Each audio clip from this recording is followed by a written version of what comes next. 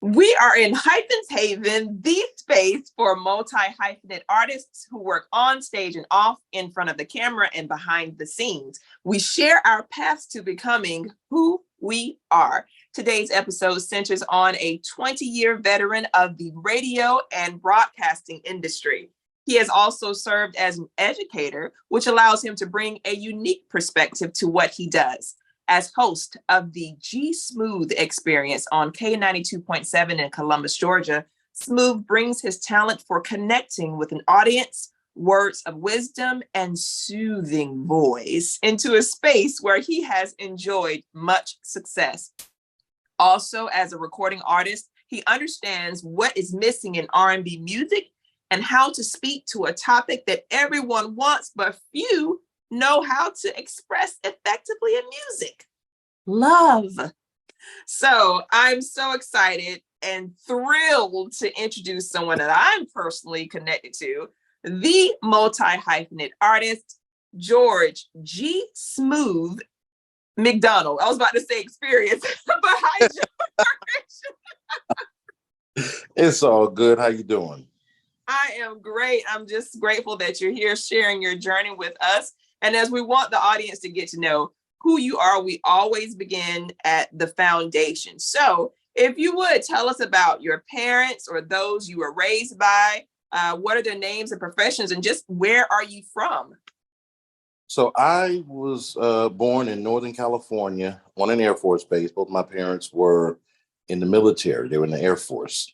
They met in the Air Force. Of course, my dad's name, George McDonald III. I'm George McDonald IV. And my mother, Carla Carruthers Branscombe, who actually, we just lost her January 30th of this year. Both of them worked in aviation. So they met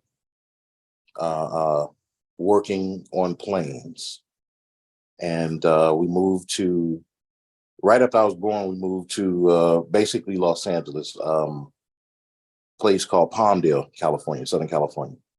And that's where we were until I was about 5. And then we moved to Mildenhall, England, where we were until I was about 10. My dad got a contract. He worked for Lockheed before it was Lockheed Martin. He worked as a part of their Skunk Works, which is their Black Projects department, working on top secret aircraft and that kind of stuff. So, and then moving back to the United States, I'm here in Columbus, Georgia now. This is my mother's hometown, and was between Columbus, Georgia and Los Angeles, and ended up settling here in Columbus, Georgia and Phoenix City, Alabama, which are on the border of each other. And then in 1995, moved to Atlanta, and that's where it really got popping as a teenager for me, you know. You talked about people that raised and helped raise me. I had a very influential uncle who was in the music industry. My uncle's name was Gene Griffin. He was a producer in the New Jack Swing genre of music. He and Teddy Riley had a company together. He actually was Teddy Riley's godfather. And that's where I kind of got the bug for entertainment. Was music industry first. I remember at 8 years old visiting in New York, and that's where I first met Teddy, and going to Teddy's apartment, which he outfitted as the studio. And it was over for me then. I saw all of that equipment, and then he started playing music, and it was like, oh yeah, this is it. I don't know how I'm going to do it, but I'm going to do it. I had to be around it. I love music. I used to get in trouble for sleeping with my boombox on next to my head. So the age that you was bitten by this entertainment bug, were you in middle school or high school? Because you are multi-talented. I was 8 years old. Elementary school. Okay. So in addition to this, yeah. What was that? Say that again. The summer of 1988.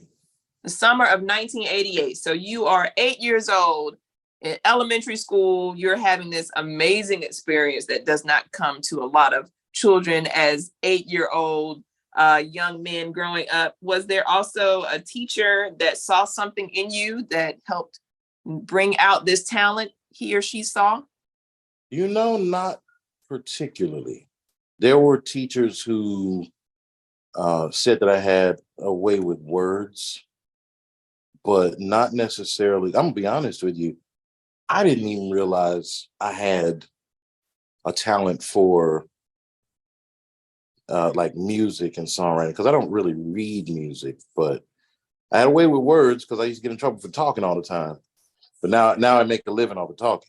So so the teachers, they would get on to me about talking a lot, but they like, he speaks very well. He just does it too much.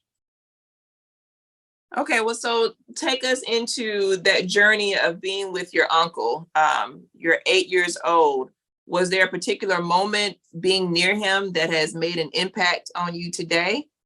Several. There were several. 8 years old, being in New York. We had flown over from England to visit for the summer, and just being in New York. And honestly, I didn't know what he did. I just knew that my mom had 2 older brothers, and at that age, you're not really paying attention, you're not really cognizant of everything that's going on. I just knew that he dressed really nice, and he was bald-headed, because back then you didn't really see a lot of bald-headed people. And so he was bald-headed. He always dressed really nice and smelled really nice. I was like, I want to be like him. And I remember very vividly being in the condo, and this guy comes to the door. I remember Gene had white carpet in the condo, and so everybody that came in took their shoes off.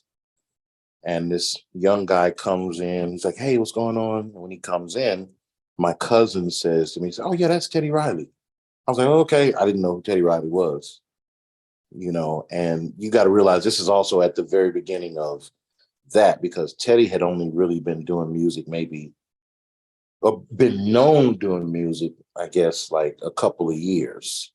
That first Guy album had came out in like 87. So this was a year after the first Guy album. Of course, he had done Kids at Work, and he had produced some stuff for people. But at that point, I had no idea. So he was really just getting on at that particular point. But I remember Gene saying, he's like, "Yeah, we're gonna go to the studio." I remember I popped up, "Oh, I want to go to the studio." It just sounded like something cool to do. And so a few minutes later, I was begging him, "Can I go to the studio with you?" He's like, "Yeah, come on." So I remember thinking that we're leaving the building, but we just went out, got on the elevator, went down to Teddy's condo, and we walked in. And I told Teddy about this about 3-4 years ago. What really got me, there was this carpet on the walls, or what looked like carpet, it was gray carpet on the walls. And I asked him, I was like, "Why do you got carpet on the walls?" And he explained to me about soundproofing and all of that. And he came and he played some music for my uncle, and my uncle kind of approved and everything. But I remember when I brought it up to Teddy a couple of years ago, when I said it to him, he's like, "Oh yeah, I remember that." He's like, "That's back when we were working with James Ingram." I was like, "Oh, okay, you remember too." So it's kind of crazy. So going from that moment, and now let's kind of fast forward to your high school years, and your uncle is still very influential during that time. Was there a moment as you're becoming a young adult that had a particular impact on you that prepared to propel you forward past high school? Oh yes, Oh yeah. there's two. There are two, effectively. I remember around this time, May of 1997, which is the year that I graduated. So let me rewind just a little bit. He had moved back to Atlanta, and I was living with him and going to different places with him. I used to beg him because, I want to be in the industry. I want to do something in the industry. I knew I didn't play any instruments, but I wanted to do something. And I begged him. I said, can I go to like business meetings with you and stuff? I want to know. I just want to know it all. I want to soak it up. So he took me. He took me everywhere. I was attached to his hip. And one of those pivotal moments, I remember. I'm telling on people now. I was 17, and I think that Friday night I had gone to my prom. I went to my prom. So mind you, I would get out of school and I would go meet him at the studio. So I would be in the studio with his artists. They'd be working and stuff like that. And this particular Friday night, I went to my prom. And the next day, we went to a club in Atlanta called Atlanta Live to see Drew Hill. And Drew Hill, of course, had just really got popping and was really, really popular. So we go to see Drew Hill. Now, mind you, I'm still in the disbelief portion of this because I've never experienced it, anything like that. And so we went to this club, and I'm thinking to myself, there's no way they're going to let me in. There's no way they're going to let me in, but I'm not saying anything. But we get there, and Gene was the kind of person, he had a lot of status, but he didn't go out as much. So when he went out, it was like a big deal. People would be like, oh man, that's Gene Griffin. And so I remember when we got out, a guy, they had a photographer saw him. It was like, oh my God, Gene Griffin. He's like, can I take a picture of you, Mr. Griffin? And it took pictures of him and everything. And then the guy that ran the club knew my uncle. So he brought us around back, and we went in to the VIP. And this is where I really got a chance to see a lot of those musical icons of Atlanta. Like I saw one of the girls, I think it was Latasha Scott from Escape. I saw Monica. So I knew I wasn't the only underage person in there. And I remember we saw Jermaine Dupri, and Jermaine, all of these people would come up and speak to him. And I just was like, wow, like, yeah, I know he's Gene Griffin, but he's Uncle Gene to me. So it's like, it never really makes that connection, that he's this person with this status in the industry. And everybody, all of the people that I thought were cool were coming up to us. They would see him and make their way across. I remember Jermaine Dupri walked in and he saw Gene, and he beeline and came right over to see us. A guy by the name of Kevin Wells, who worked for Bad Boy, he worked for Puff at the time. He walked up and he had these 4 guys with him. And Gene introduced me to him. He's like, yeah, he's their manager. And I was getting ready to ask, well, he's whose manager? I looked at the 4 guys, and it was 112. And I was just like, oh, wow, what's up? So, you're meeting him on this different level. And it's kind of confusing when you are a high schooler and you're getting a peek into this particular world that you really want to be in. So it's like getting that access to it was, I always felt like I was just kind of in the in-between. You know what I'm saying? Like, I knew I had access, but I didn't really know what to do with it at the time because I hadn't really found my own talent and my own voice. So, wow, that I'm just, as you see my face on YouTube, like I'm literally hanging on every word. I see, this face, and you're naming all the artists that you're naming. I'm like, oh man, goodness, he's just meeting everybody in this time. So since you're 17 at that point, and now you're preparing for life after, did you decide to pursue the music industry in a collegiate major, or did you go straight to music? So later on that summer, Um, this was, of course, July of 1997, I think it was. Puff Daddy had a party in Atlanta too, so we went to that one as well, and that one was really shocking. That was more shocking than the first one because here it is, P. Diddy is the biggest name on the planet right now because it's right after, Biggie had passed away, and Puff was his rocket was out of here, and I met so many other people along with Diddy that particular night. And I remember on the way home, asking Gene, is like, yeah, I think I want to major in the music industry or see if somebody has, a music industry or something. And he said to me, I'll never forget, he's like, why do you want to do that? Well, most of the people in the music industry don't have degrees.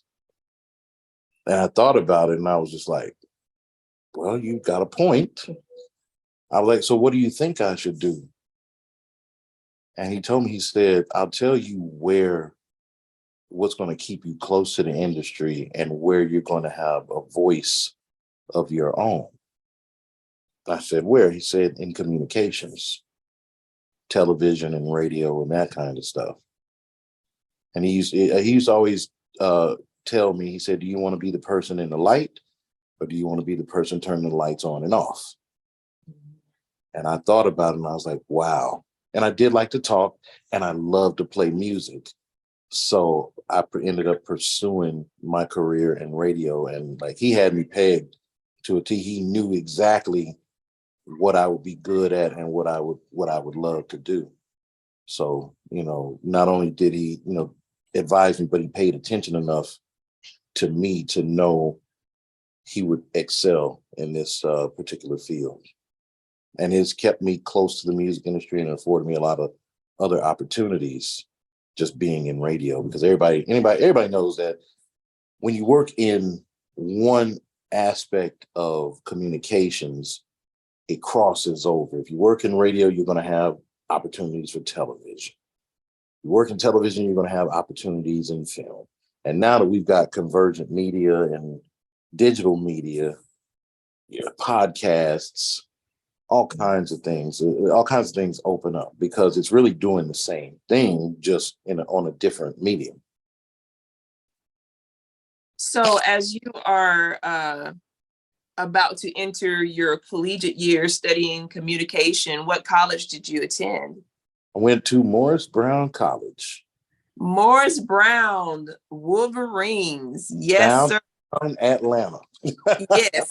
Stayed in Atlanta, stayed close to the scene. And I just love how your uncle was so intimately connected to you to even say, this is what you should do, his knowledge of you. And it was spot on. And that's the level of intimacy that I would hope any young man would have to help steer in that particular direction. So you're at Morris Brown and you're studying for the years that you're studying. Was there a particular work assignment or some event that happened that helped you propel even more towards where you are now? Because what I know of you literally are a multi-hyphenate. I mean, you are a music specialist. You are very skilled in music. But at some point, you started to look more into film and, these other avenues, as you just expressed. So was there one particular moment in your years at Morris Brown that helped you? Yeah. So I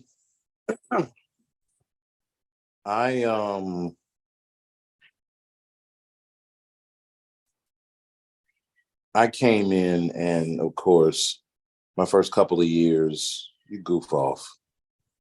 And I didn't go into my major until like my third year. I think in that same year or year after, I was I joined, I was actually appointed on the Student Government Association as the special events coordinator, which meant I was in charge of new student orientation, anything entertainment, new student orientation, homecoming, spring affair.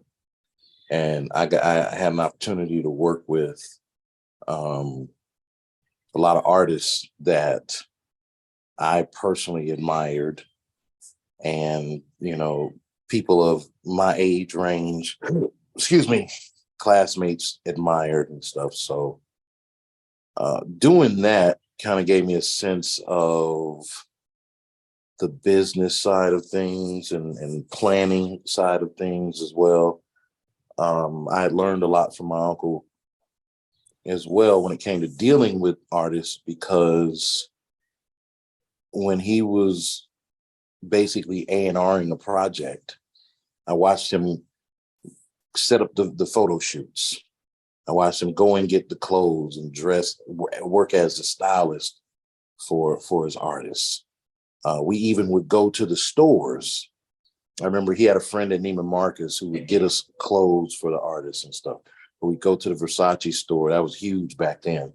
Go to the Versace store in Lenox and get clothes and stuff for these artists to do their photo shoots and stuff, man. So being the special events coordinator was really, it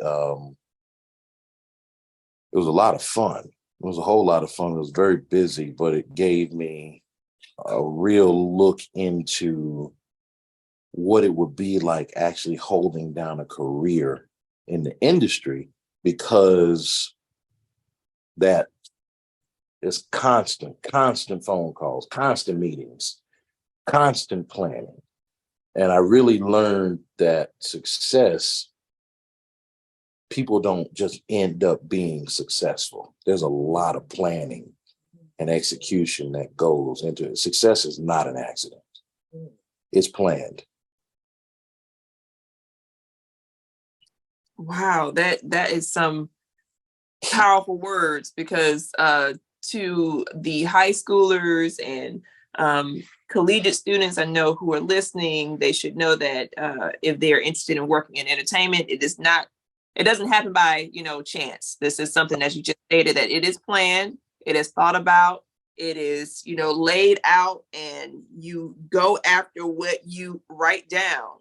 So thank you for sharing those words. So as you're about to, let's say you're about to graduate from college, you're about to leave Moby, and you are about to really focus into the industry, what happened as your first project out of college, your first major project that helped solidify you that you are working in entertainment?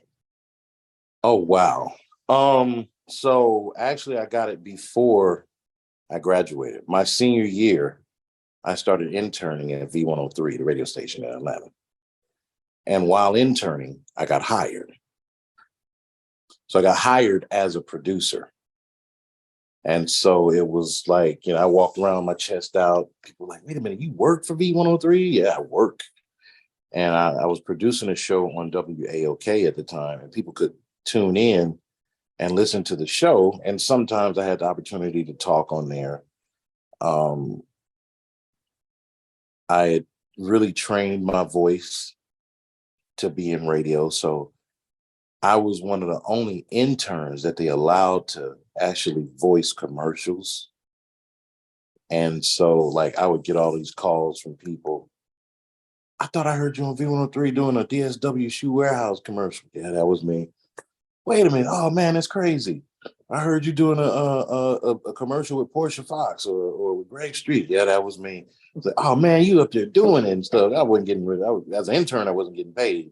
I did get a little money after I got hired, but I guess everybody, thought that I was doing like this big thing. I never looked at it as like I'm Mr. Big Shot or nothing like that, because I understood the work behind it. Like, man, if you knew what I was doing, and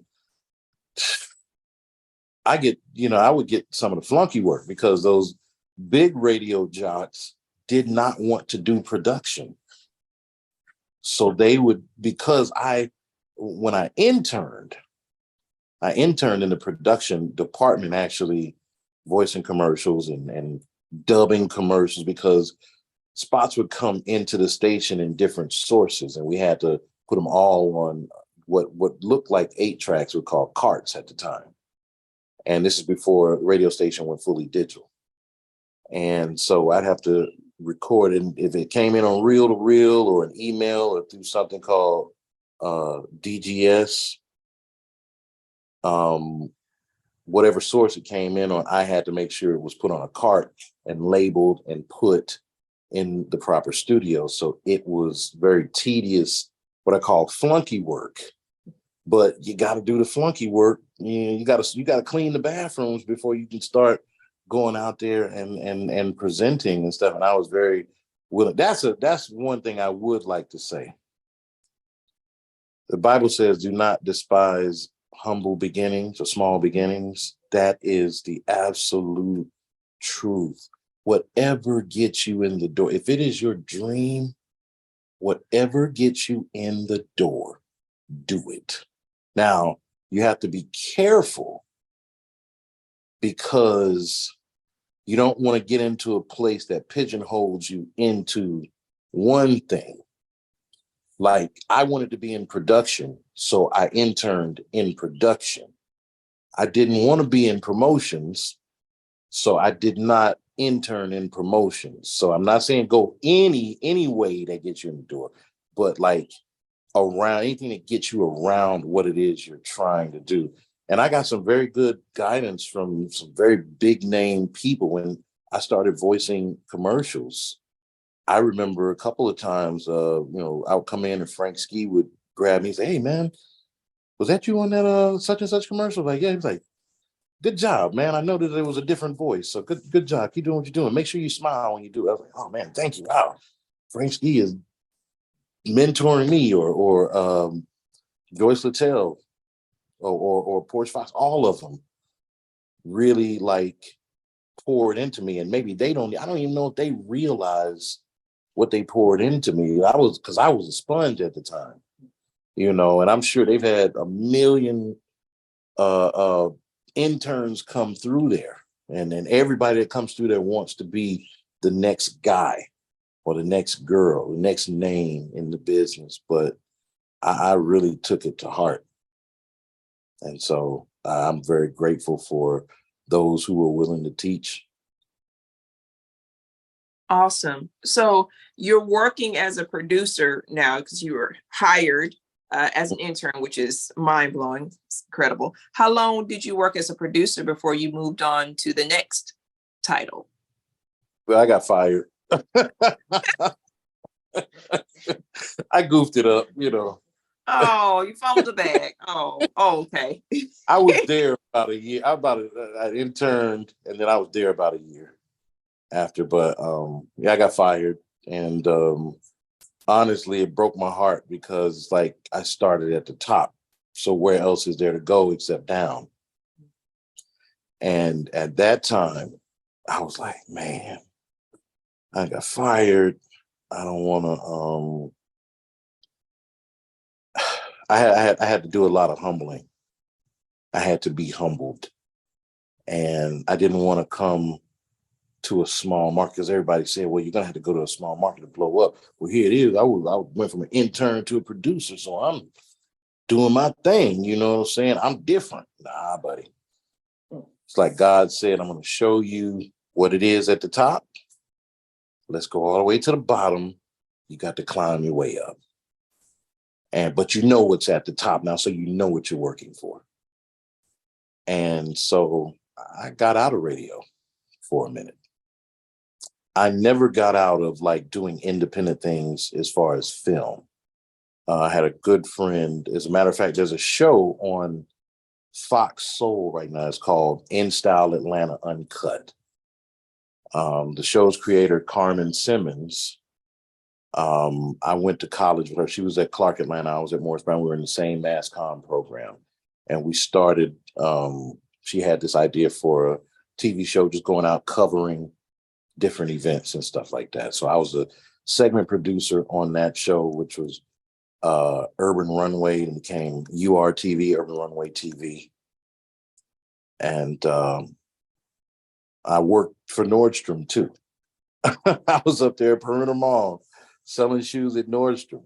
And then on the weekends or whatever, I would, go out and do whatever I was doing with her. And then she ended up bringing a couple girls on as hosts, young lady by the name of Jet Black, and another young lady who was she goes by the name Sky Butterfly. Her name was Natasha Williams.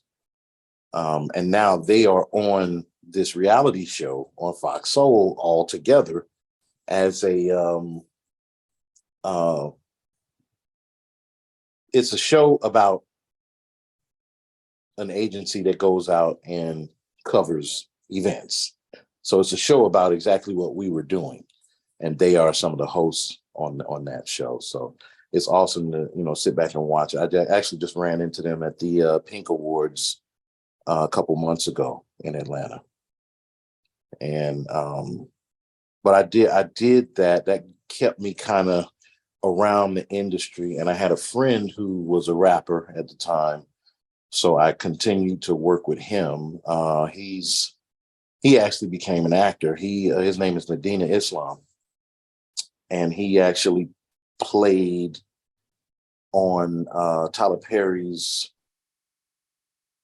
The Haves and the Have-Nots. He played the crazy baby daddy named Quincy on that show.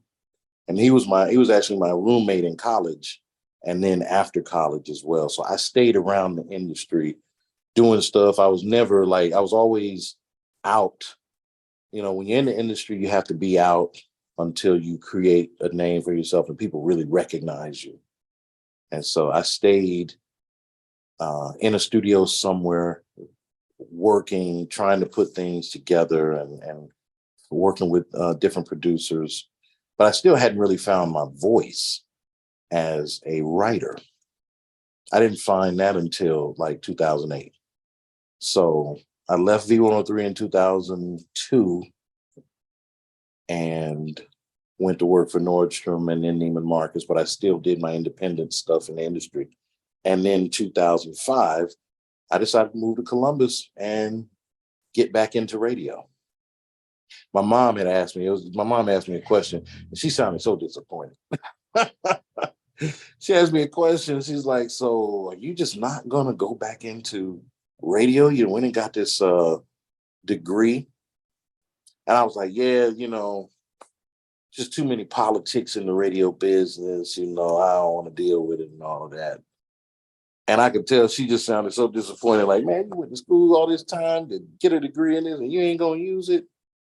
But God has a way of putting you exactly, if you listen, he puts you exactly where you need to be. And it got to a point where he started closing every door in Atlanta. And I had to make a choice to come down here.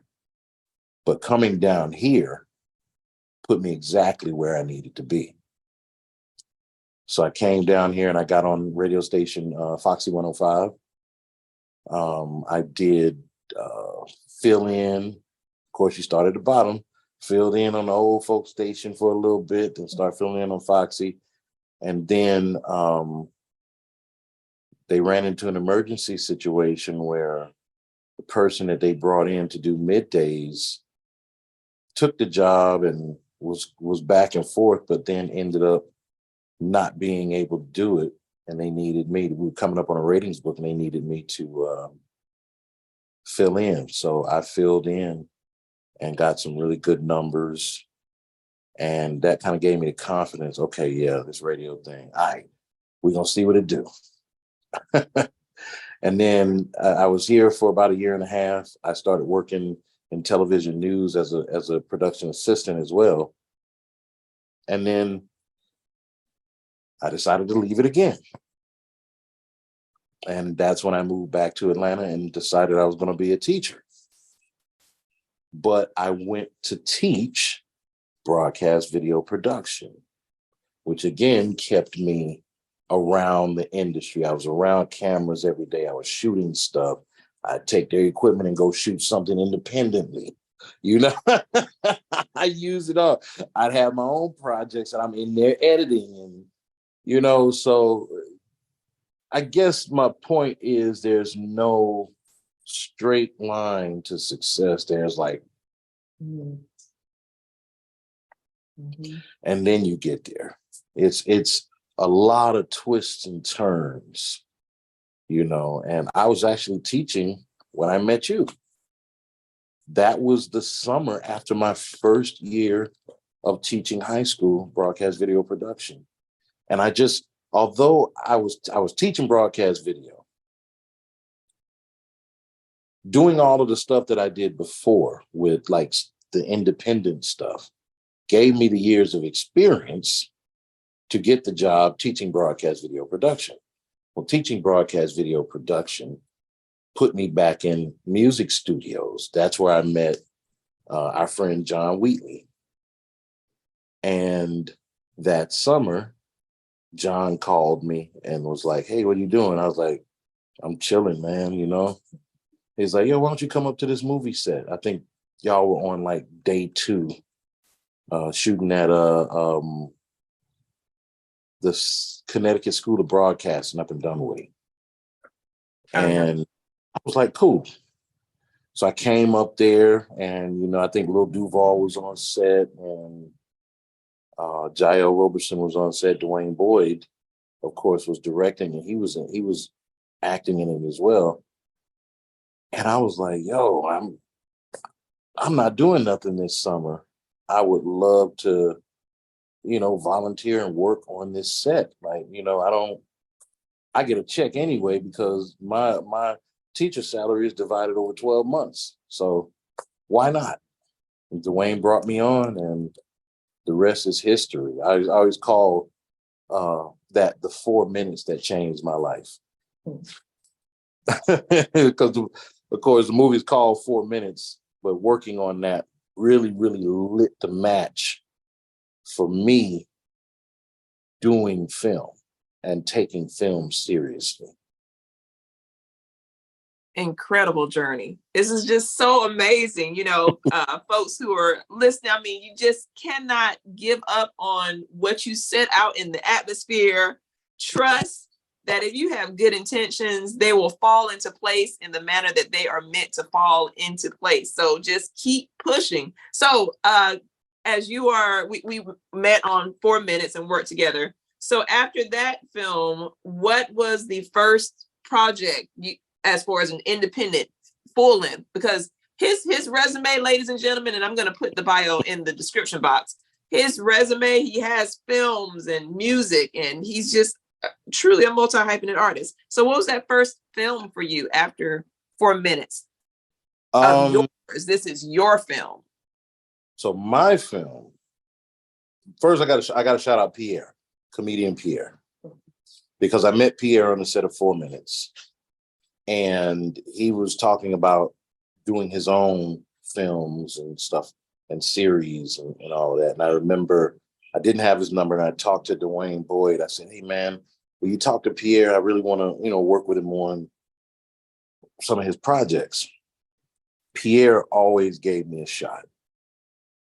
Pierre gave me a shot to come and work for him. And he's somebody that I knew from, of course, How to Be a Player and BAPS and Def Comedy Jam. So this is somebody like, this man don't have to give me a shot, but he did. He always looked out and let me work on, I did quite a few projects with him. The most notable ones was a series of sketches, which is hilarious.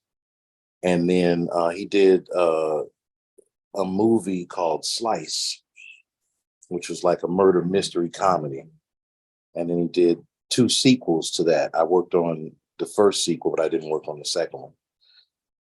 But being around him and watching how he worked, and he was just talking about all the different scripts and stuff that he had written, I was like, wow, maybe I need to really take this writing a script seriously. So about 2010 is when I started writing my feature film. It was originally entitled Last Night a DJ Saved My Life, after the song Last Night a DJ Saved My Life. Reason why I chose that title is my Uncle Gene had passed away in 2009. And that was the first hit that he ever had in the music industry, that song.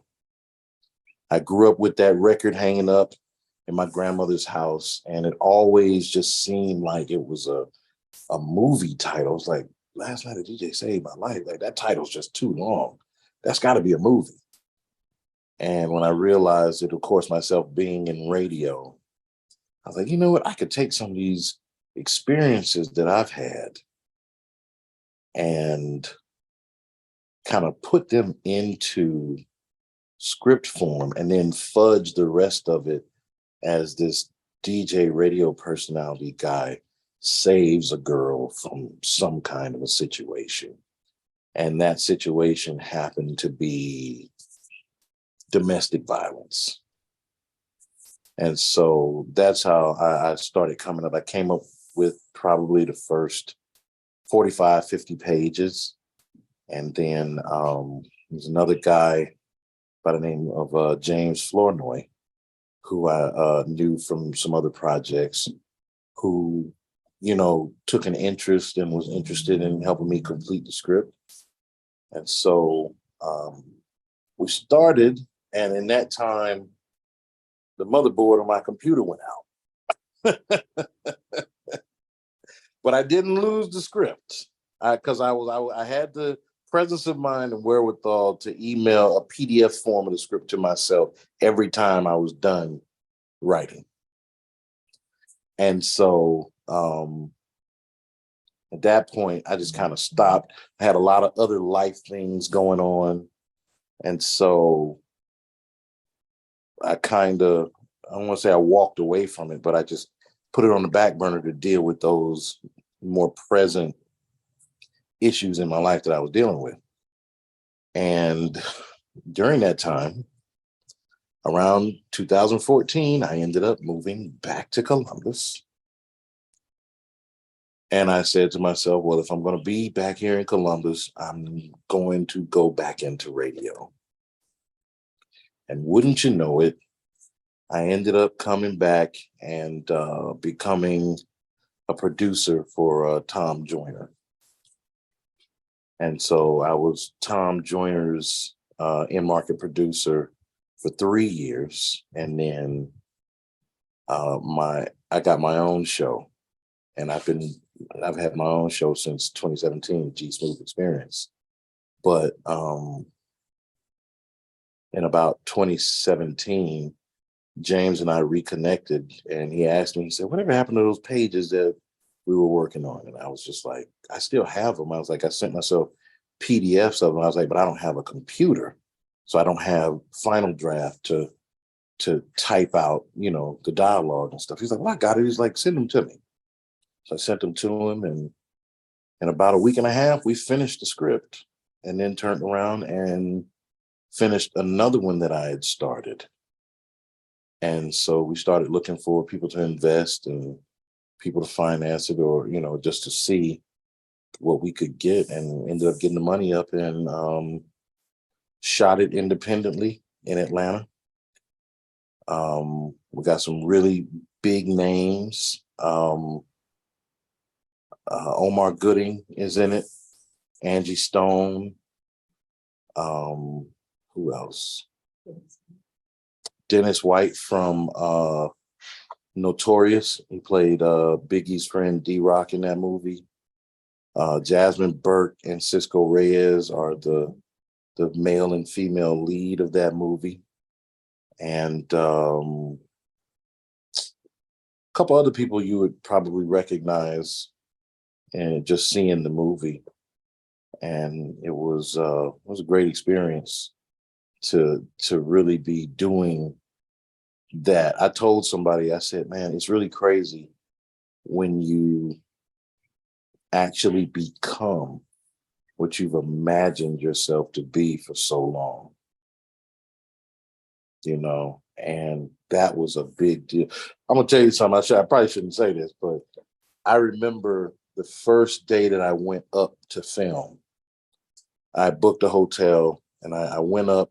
I went to the set. At first, it was Angie Stone and Cisco Reyes were filming their parts, and I came on set, met everybody, and I left and I went to the hotel, went to sleep, and I woke up the next morning to go to set, whatever the call time was. And as I'm leaving the hotel, I'm driving down 85, and I remember I started to thinking about the fact that I'm going to the set of a movie that I wrote with stars in it. And I started thinking back to all of the no's and all of the setbacks and all of the just challenges and stuff. And when I tell you, I was crying unconsolably driving down 85. I was crying like a baby. I couldn't hold it in because I was just like, wow, I really had a breakthrough. It was a breakthrough moment. I really had a breakthrough. I really broke through to do this thing and to actually become this person that I knew was in there. I knew I could be. I knew, it was in there. And although I didn't need anybody's approval, but people were gonna see that I wasn't joking about what I said I wanted to do. And it didn't matter how long it took. Wow. What a powerful testimony of how you expressed gratefulness in that moment. And just, I can imagine it. And I know what that feeling is like. So you completing that movie, when did that happen? When did you finally complete the movie and it's edited and it's you're about to shop it? When did that happen? What year was that? Was it 2018? I think it was 2018, early 2018. The movie was completed. So the movie was completed in, was it late 2018? It was late 2018. And then there was the, is it the Peachtree Village International Film Festival? Mm-hmm. And we screened it there, got great reviews from it there. And then the first part, 2019 was a whirlwind because 2019, I get a call that we made the Pan-African Film Festival in LA. And I got to buy a ticket and pack to go to LA this weekend for a screening out there. And so it screened at the Pan-African in Los Angeles, which is kind of like full circle because that's where I'm from. And I got a chance to see some of my old family out there. And just being there was like that was really surreal because I remember standing outside of the theater and I saw Blair Underwood walk up. And, I grew up watching Blair Underwood from LA Law and everything else. I remember thinking to myself, geez, man, this guy must be a vampire because he looks really good. Like, I got to get some of this money, man, because if that's what it do, I need this, and I ran into a friend of mine who is also a filmmaker. That's who I hung with when I was out there. He lives in LA. And he introduced me to Darius McCrary, Eddie Winslow from Family Matters, for those that don't know. And he had worked with Darius on some stuff. And he told me, he's like, yeah, this is the writer of Last Night a DJ Saved My Life. He's like, oh, man, it's a good movie. We, just saw it and everything. We're standing around talking about it. And he's just like, man, that's a real good job. He's like, congratulations. I was like, man, I appreciate it. I'm just trying to be like y'all, man. And he stopped me. He said, no, man. He's like, what are you talking about? You are one of us. That was a moment. He's like, you're here doing this. You're one of us. And I was just like, wow.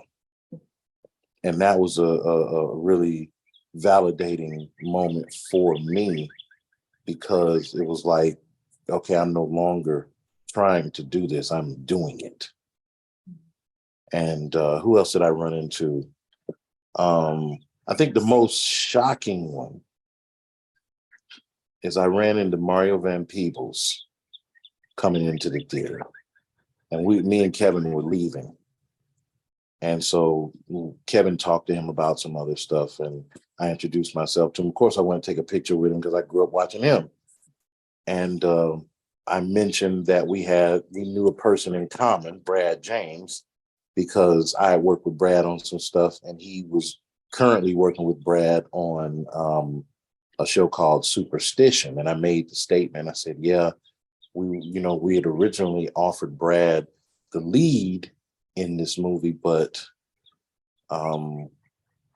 his schedule conflicted with what we were trying to do.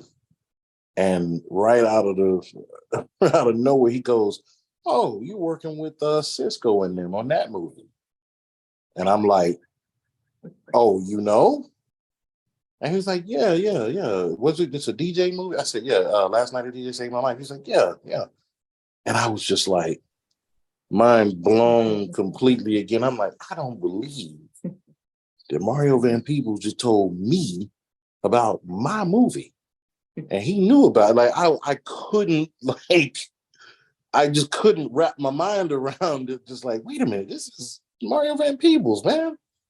So, I had a good time in LA at that, and another time was we did when I got back from LA, I was being recognized the following week here for a who's who of the Fountain City with another filmmaker that I work with by the name of Ty Mans. And then right afterwards, I get a call that we had been accepted to the Houston International Black Film Festival in Houston, Texas. So I had to end up going to Houston, and we actually won Best Comedy in that film festival. And, this is it's a whirlwind effect. Like you don't know which way is up or down sometimes when it's going on like that. It's like, is this for real? That was a year of unbelievable yeses and unbelievable wins for me. I was like, man, God really showing out. I'd never had, I guess, a period like that the yeses were coming and they were so big that it was mind blowing. And I knew that, I had changed levels then, that something else was different at that particular point, because I had suffered and prayed and cried so many nights trying to get to that point. And when we finally had that breakthrough, it was just like, I don't even believe this is real. Well, I believed it was real, but it was just unbelievable. There's no feeling like it. Wow. And now Last Night a DJ Saved My Life is it still streaming on? It's streaming. It's no longer called Last Night a DJ Saved My Life. So when we went to get the the distribution deal, the distributor felt he didn't get enough traction with that title. So they changed the title to Entanglement because of the whole Will and Jada thing. But it is still streaming on Tubi, and it's on Amazon Prime. Now there are two entanglements. Mine has a man and a woman on the front cover, a woman in a red dress, and it's the one about the Atlanta DJ. So if you start watching it and it's not that ain't my movie. Gotcha. So it's streaming now, and we haven't mentioned yet your time to record your voice, your singing voice, your amazing voice in the studio. So you have Filmmaker, and now, okay, it's time to go record some R&B. Please share with us about that. Well, 2008, I decided I was going to be a songwriter. I started writing songs, and I was working with an artist who Grammy Award winning producer, actually. And he had won a Grammy for Nelly and Kelly Rowland, Dilemma, that song.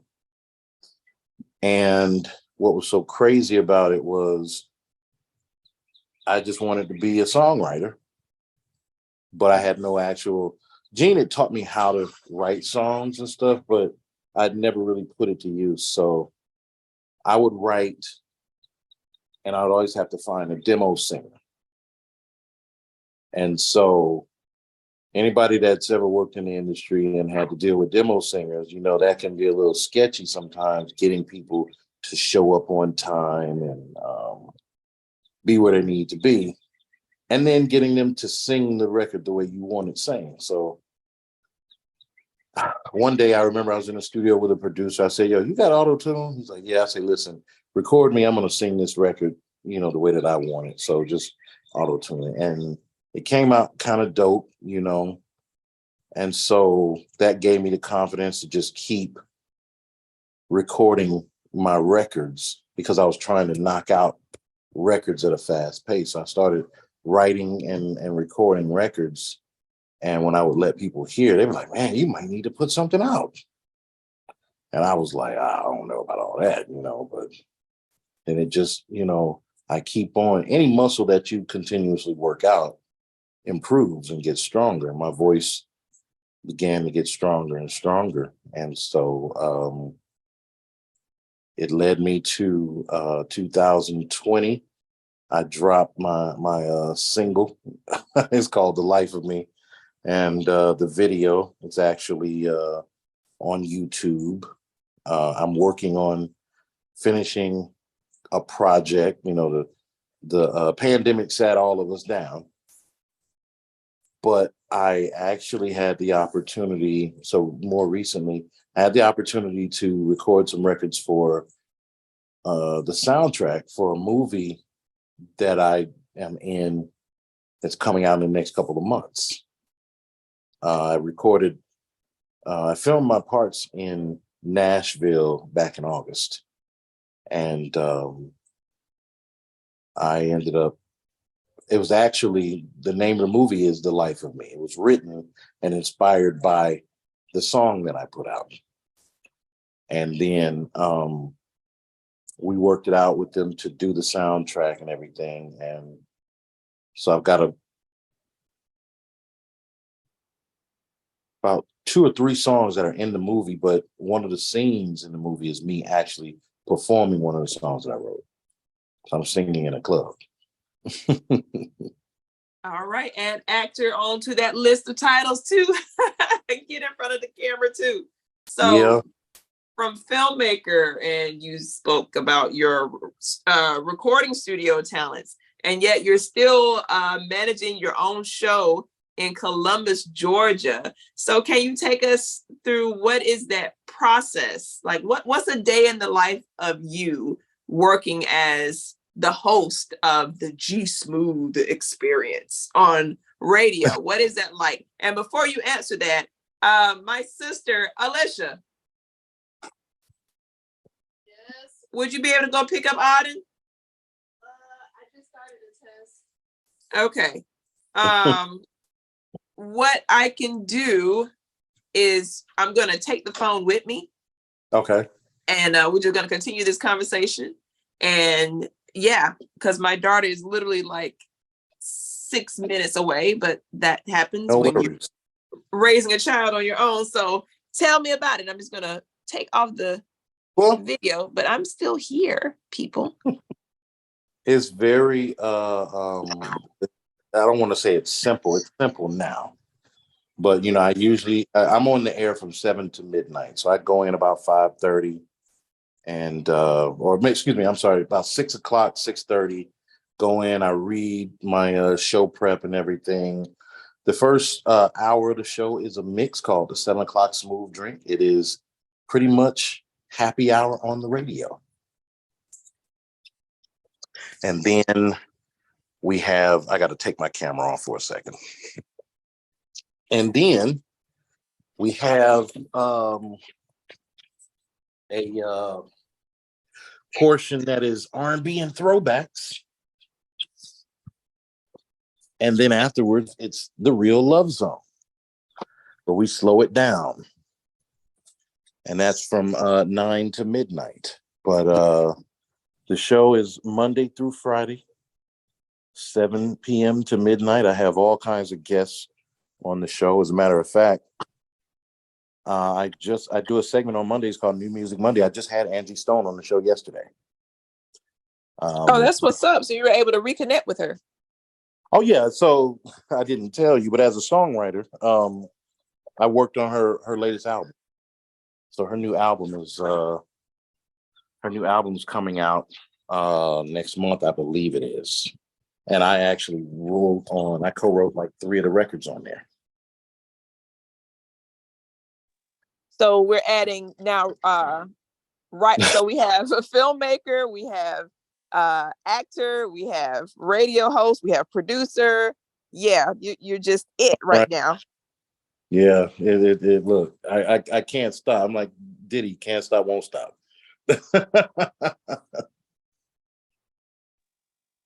All right, so now that you are working in radio and you have a full schedule, what is your professional goal? I mean, you have been able to touch so many areas. What is it that you want to do in the future?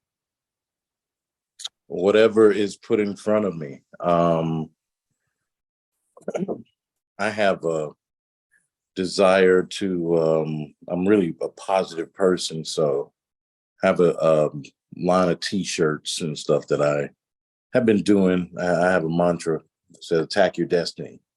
So I have a line of t-shirts and stuff that I'm creating. But I definitely want to take the acting more seriously.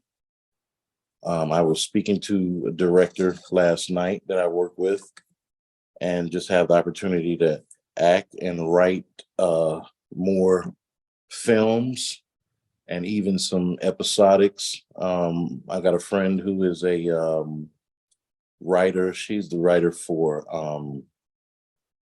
the show, the what is it?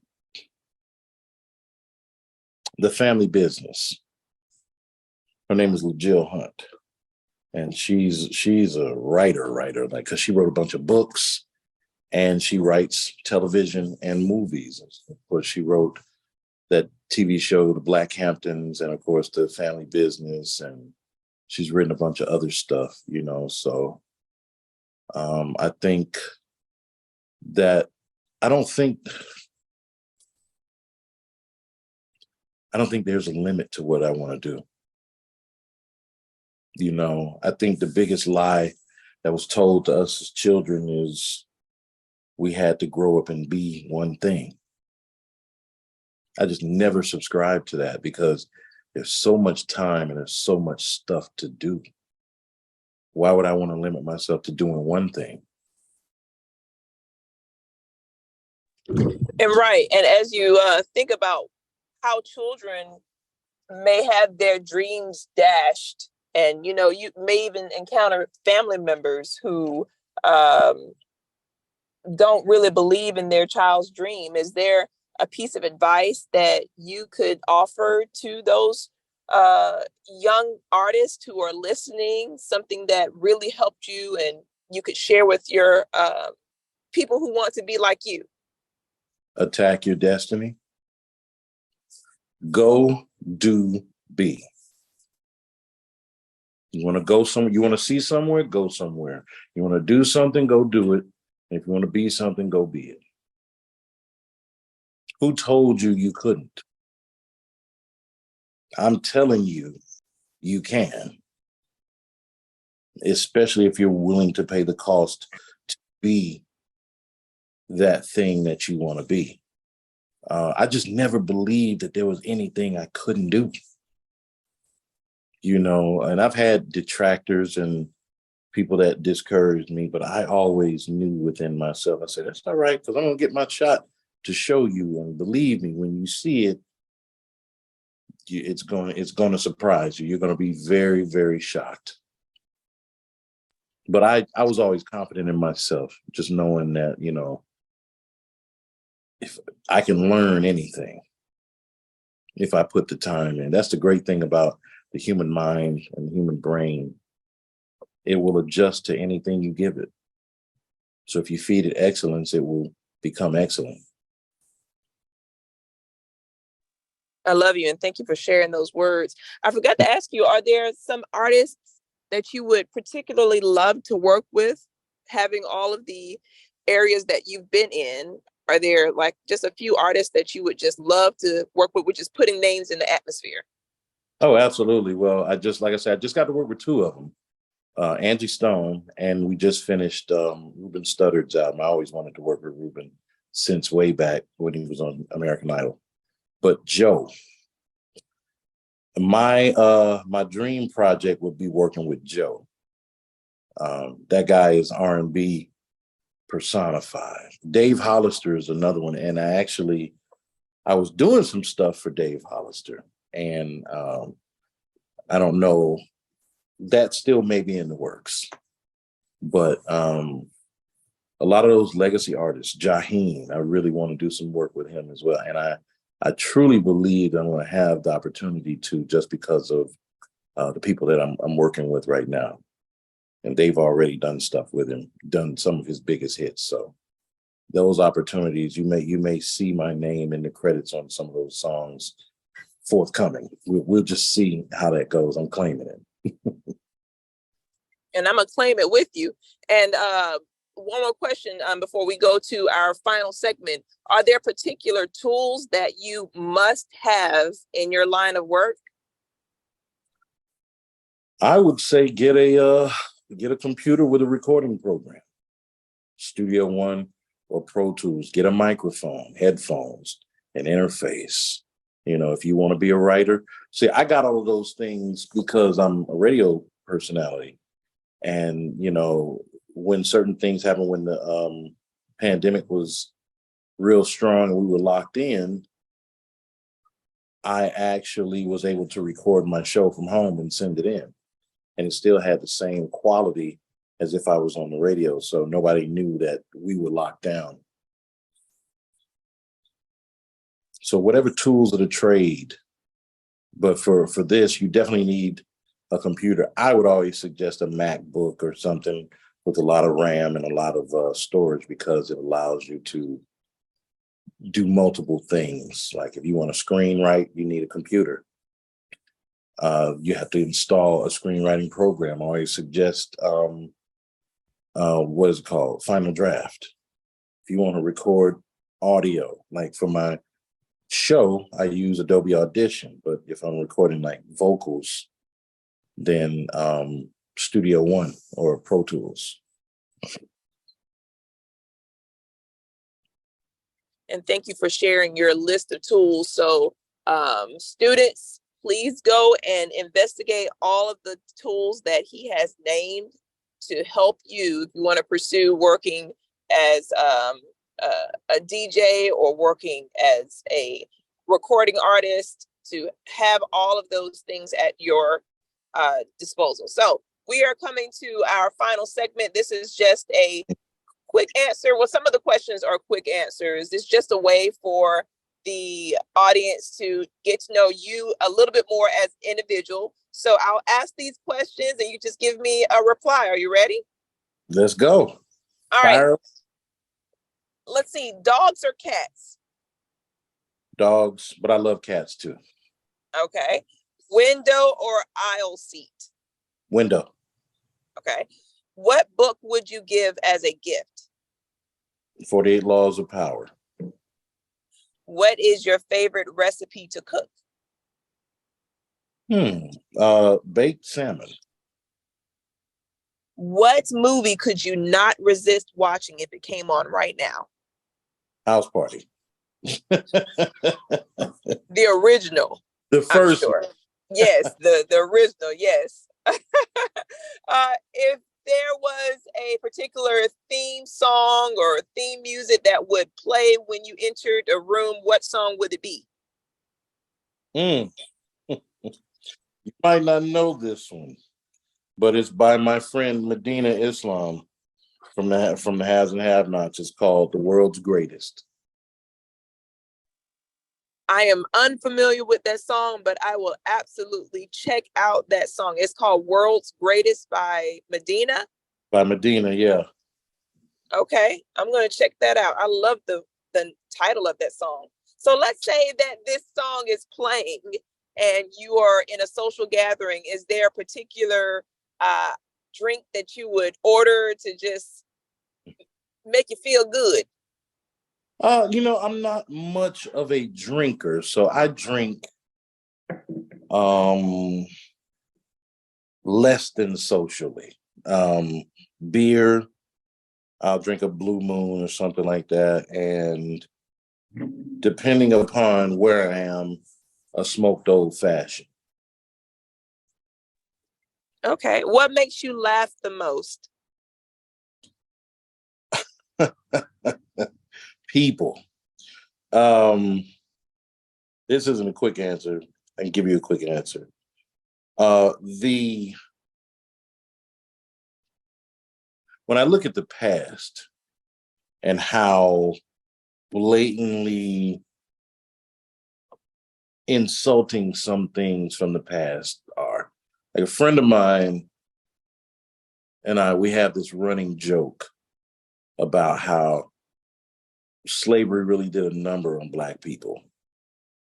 And we laugh about just the way that we were portrayed in early films. One of the funniest things is how they, you got your stepping fetchits and your, just the toe tapping and soft shoeing Negro. But one of the funniest thing is the Little Rascals and Buckwheat, and just the way that they portrayed Buckwheat. It's shameful, but it's so shameful that it's funny. It's like I was like, man, white people really had us messed up back then, man. Because it's a scene in one of the episodes where Spanky comes out. He's like, "Where's Buckwheat?" And then all of a sudden, Buckwheat pops out like, "Here I is." It was like, come on, man, really? Here I is. Like, we can't speak proper English, or we can't be articulate. They just portrayed us all wrong. So social norms or societal norms that are all wrong.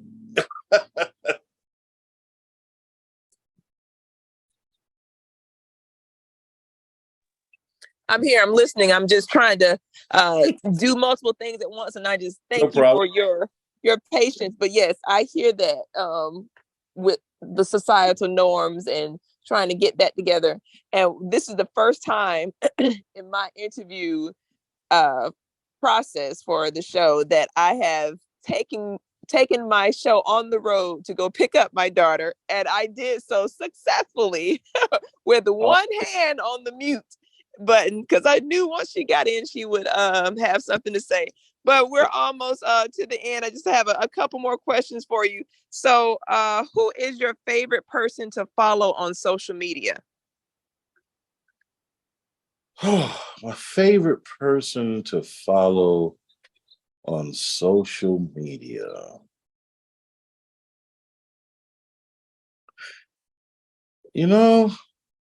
I don't know. It switches. It changes. Country Wayne has me way more invested in these skits than I should be.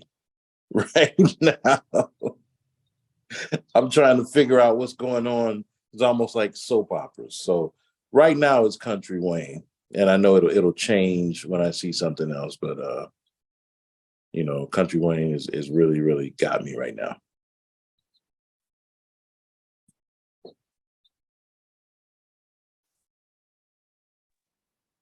I just was introduced to Country Wayne. Actually, I was introduced to him through Pierre's show, his podcast show. So I too am looking at Country Wayne's content now, and he is indeed hilarious. So as we are coming to the end of this segment, I am interested in knowing what projects are you looking forward to in the future? Well, I'm actually in the process of writing a film. I started writing it with another writer and director by the name of Ty Mans. It's a romantic comedy called Down the Aisle. So I'm looking forward to getting back on Down the Aisle and finishing that, and seeing where that goes. Of course, the project The Life of Me that I just did and was on and did the soundtrack for as well. Looking forward to seeing that on the big screen. I don't know when they're going to do a screening of it, but it stars Brian J. White and Brandon T. Jackson and Danielle Nicolette from The Flash, Griff, that was a full circle moment too, because I worked with Griff when I was interning at V103 and when I got hired, and now I ended up 20 years later doing a movie with him.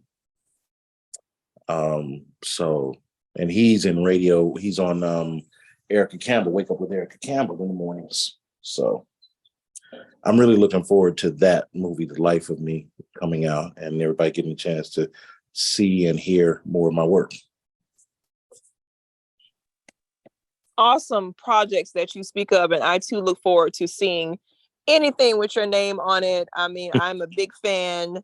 I so enjoy working with you and looking at your artistry. So two more questions for you. One of them, would you like to give any particular shout outs to people who have been supportive of you along your journey? And I would be failed to remiss that you are a member of a particular organization.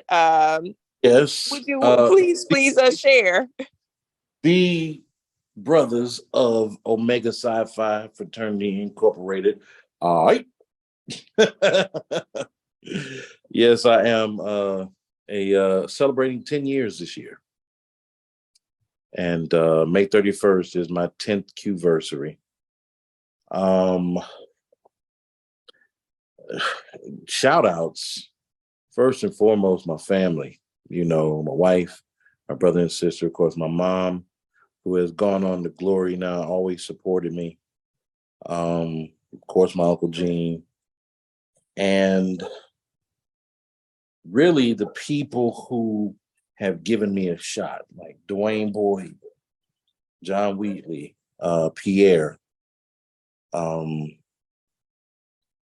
Ryan Bowser, who was, of course, that producer that really started me into songwriting. Another songwriter by the name of Balewa Muhammad. My people from my Intentional Life club family. We've got this club that we started on Clubhouse, and now has grown into this huge thing. It's called the Intentional Life Club. So just living intentionally, all our Intentional Life fam. So. Awesome. And how can people connect to you on social media if they want to learn more about your projects or get in contact with you on social media?